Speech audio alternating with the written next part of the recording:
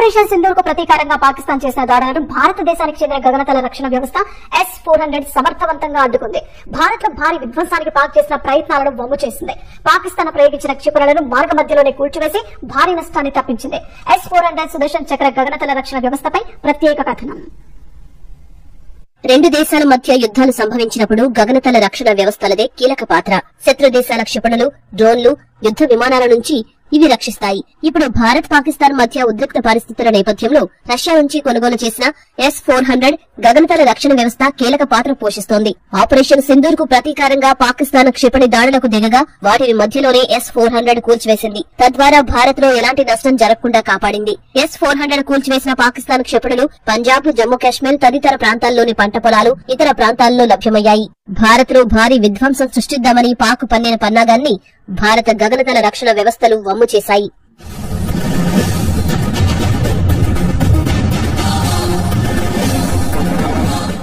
అత్యంత శక్తివంతమైన ఆయుధ వ్యవస్థ S-400.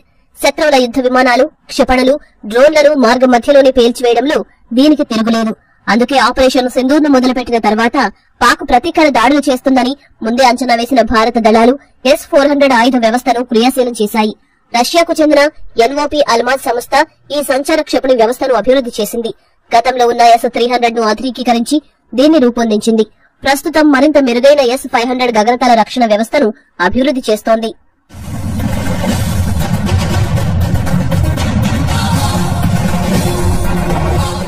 ప్రత్యర్థి జామింగ్ విధానాలను S-400 తట్టుకోగలదు.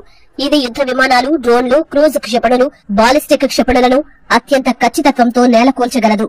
మొత్తం 5 క్షిపణి వ్యవస్థల కొనుగోలుకు భారత్ 2018లో రష్యాతో $543 కోట్ల ఒప్పందాన్ని కుదుర్చుకుంది. ఇందులో 3 వ్యవస్థలు ఇప్పటికే భారత్ చేరాయి. మిగతావి వచ్చే ఏడాది ఆగస్టులో అందే అవకాశం ఉంది.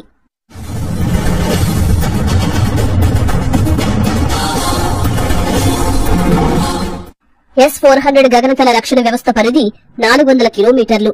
30 కిలోమీటర్ల ఎత్తు వరకు ఇది చేరగలదు. ఏకకాలంలో 300 లక్ష్యాలపై ఇది కన్నేసి ఉంచగలదు. ఒకేసారి 36 లక్ష్యాలను ధ్వంసం చేయగలదు. S-400 లో 4 భిన్న క్షిపణులు ఉంటాయి. వీటి పరిధి 40 నుంచి 400 కిలోమీటర్ల వరకు ఉంటుంది. S-400 లో 96L6E వంటి అధునాతన రాడార్లు ఉంటాయి. వీటి సాయంతో ఆకాశంలో 360 డిగ్రీల్లోనూ నిఘా పెట్టవచ్చు. స్టెల్త్ సామర్థ్యంతో ఈ రాడార్ను ఏమార్చడం అసాధ్యం. మిగతా గగనతల రక్షణ వ్యవస్థలతో దీన్ని అనుసంధానించి బహుళ అంచెల రక్షణ వ్యవస్థను సిద్ధం చేయవచ్చు. పాకిస్తాన్ నుంచి ఎదురయ్యే ముప్పుల కోసం పంజాబ్ లో, రాజస్థాన్లలో ఒక్కొక్కటి చొప్పున S-400 వ్యవస్థలను భారత్ మోహరించినట్లు తెలుస్తోంది. చైనా నుంచి రక్షణ కోసం అరుణాచల్ ప్రదేశ్ లేదా అస్సాంలో ఒక వ్యవస్థను రంగంలోకి దించి ఉంటారని అంచనా. మరోవైపు స్వదేశీ క్షిపణి రక్షణ వ్యవస్థ కోసం భారత్ ప్రాజెక్టు కుశన్ చేపట్టింది. ఇది దీర్ఘశ్రేణి వ్యవస్థ. రక్షణ పరిశోధన అభివృద్ధి సంస్థ దీన్ని అభివృద్ధి చేస్తోంది. ఇందులో 150 నుంచి 350 కిలోమీటర్ల పరిధి కలిగిన భిన్న రకాల క్షిపణులు ఉంటాయి. సమర్థత విషయంలో ఇది S-400 కు ఇజ్రాయెల్ కు చెందిన ఐరన్ డోమ్ వ్యవస్థకు ఏమాత్రం తీసిపోదు. ఇది స్టెల్త్ యుద్ధ విమానాలు, క్రూజ్ క్షిపణులు, డ్రోన్లను నేలకూల్చగలదు. పాకిస్తాన్ గగనతల రక్షణ వ్యవస్థను ధ్వంసం చేయడానికి భారత సైన్యం హారప్ అనే దివ్యాస్త్రాన్ని వాడింది. ఉపరితలం నుంచి గగనతలంలోని లక్ష్యాలను ఛేదించేందుకు పాక్ వినియోగిస్తున్న మధ్యంతర శ్రేణి క్షిపణి వ్యవస్థ HQ-16 లో భాగంగా ఉన్న LY-80 రాడార్ కేంద్రాలను ఈ డ్రోన్లు ధ్వంసం చేసినట్లు తెలుస్తోంది. ఈ అద్భుత అస్త్రాన్ని దక్షిణాసియాలో తొలిసారిగా వినియోగించిన దేశంగా భారత్ నిలిచింది. హారప్ దీర్ఘశ్రేణి లాయిటరింగ్ అటాక్ ఆయుధ వ్యవస్థ. దీన్ని ఇజ్రాయెల్ ఏరోస్పేస్ ఇండస్ట్రీస్ అభివృద్ధి చేసింది. మానవరహిత విమానం, క్షిపణి లక్షణాలు కలిగి ఉండటం హారప్ ప్రత్యేకత. శత్రువుల ఆదేశిక వ్యవస్థలు, సరఫరా డిపోలు, ట్యాంకులు, గగనతల రక్షణ వ్యవస్థలను ధ్వంసం చేయడానికి ఇది బాగా ఉపయోగపడుతుంది. హారప్ లో electro optical, infrared, forward looking infrared సెన్సర్లు, colour CCD camera, anti radar homing సామర్థ్యాలున్నాయి. లక్ష్యాలను నిర్దిష్టంగా గుర్తించడానికి ఇవి ఉపయోగపడతాయి. లక్ష్యంగా నిర్దేశించిన ప్రాంతాలపై ఇది 9 గంటల పాటు గగన విహారం చేస్తూ ఉండగలదు. ఈ క్రమంలో పూర్తి నిఘా సమాచారాన్ని సేకరిస్తుంది. తద్వారా దాడిపై పక్కా ప్రణాళిక రచించడానికి సాయపడుతుంది. అద్భుత విన్యాసాలు చేయగల సామర్థ్యం దీని సొంతం. పరిస్థితిని గమనించి అనువైన కోణంలో విరుచుకుపడుతుంది. ఉపగ్రహ ఆధారిత దిక్సూచి వ్యవస్థ సేవలు పొందకుండా హారప్ ను అడ్డుకోవడం సాధ్యం కాదు. అందువల్ల కమ్యూనికేషన్ సవాళ్లను ఇది అధిగమించగలదు. హారప్ డ్రోన్లను ప్రయోగించాక సొంతంగా పనిచేసేలా స్వేచ్ఛనివ్వచ్చు. అవసరమైతే రిమోట్ సాయంతో నియంత్రించొచ్చు. అందువల్ల దీన్ని గైడెడ్ క్షిపణిగా కూడా ఉపయోగించొచ్చు. కావాలనుకుంటే చివరి నిమిషంలో దాడిని విరమించుకునే వెసులుబాటు కూడా ఉంది.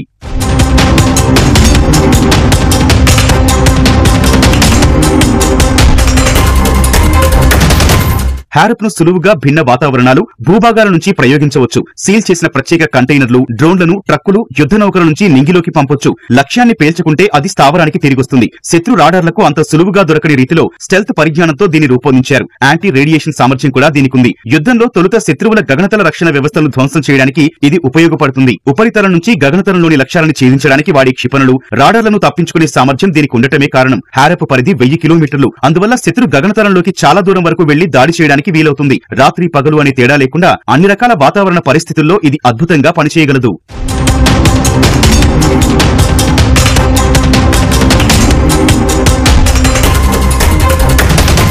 శత్రు గగనతల రక్షణ వ్యవస్థను నాశనం చేయడానికి చౌకైన వ్యవస్థలు రూపొందించే లక్ష్యంలో 1980లో ఇజ్రాయెల్ హారప్ ప్రాజెక్టును చేపట్టింది. ఇందులో క్రూజ్ క్షిపణులు, మానవరహిత విమానాల్లోని అంశాలను కలగలిపింది. 2016లో అర్మేనియాకు చెందిన ఒక సైనిక వాహన శ్రేణిపై అజర్బైజాన్ హారప్లను ప్రయోగించింది. యుద్ధ రంగంలో ఈ ఆయుధాన్ని వాడటం అదే మొదటిసారి. 2018లో సిరియాకు చెందిన గగనతల రక్షణ వ్యవస్థ SA-22 గ్రేహౌండ్ ను ధ్వంసం చేయడానికి దీన్ని ఉపయోగించారు. 2009లో భారత్ $10 కోట్ల 10 హారప్ డ్రోన్ల కొనుగోలుకు ఇజ్రాయెల్ తో ఒప్పందం కుదుర్చుకుంది. భారత వాయుసేనలో ఇవి తొలి పోరాట UAVలు. 2019లో మరో 54 హారప్లను భారత్ సమీకరించింది.